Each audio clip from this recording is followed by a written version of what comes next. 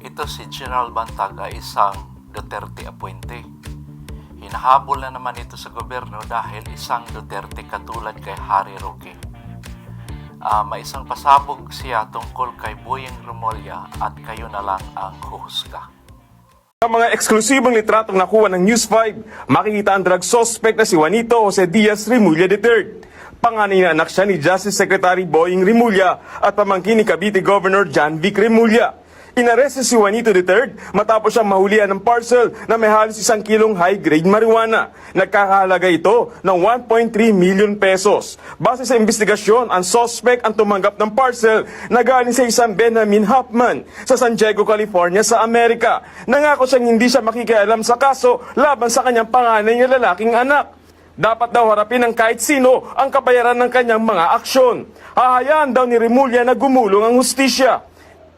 Meanwhile, laya na ang anak ni Justice Secretary Boyeng Remulla na si Juanito Jose Remulla III matapos mapawalang sala ng korte sa kasong illegal drug possession.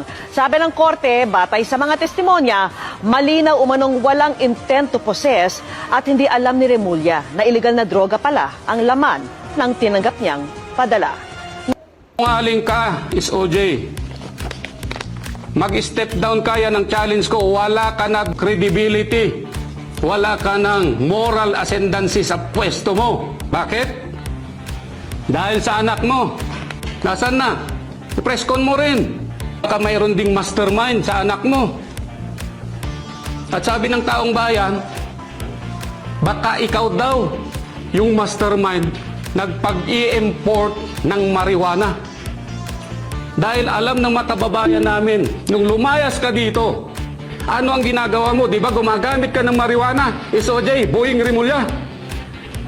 Kaya challenge do, bumaba ka na. Kasi ako rin, target ninyo, ng grupo mo, Bucor, para kontrolin nyo yung drug lords doon. Bakit? Dalawang nasa Witness Protection Program, pangalan?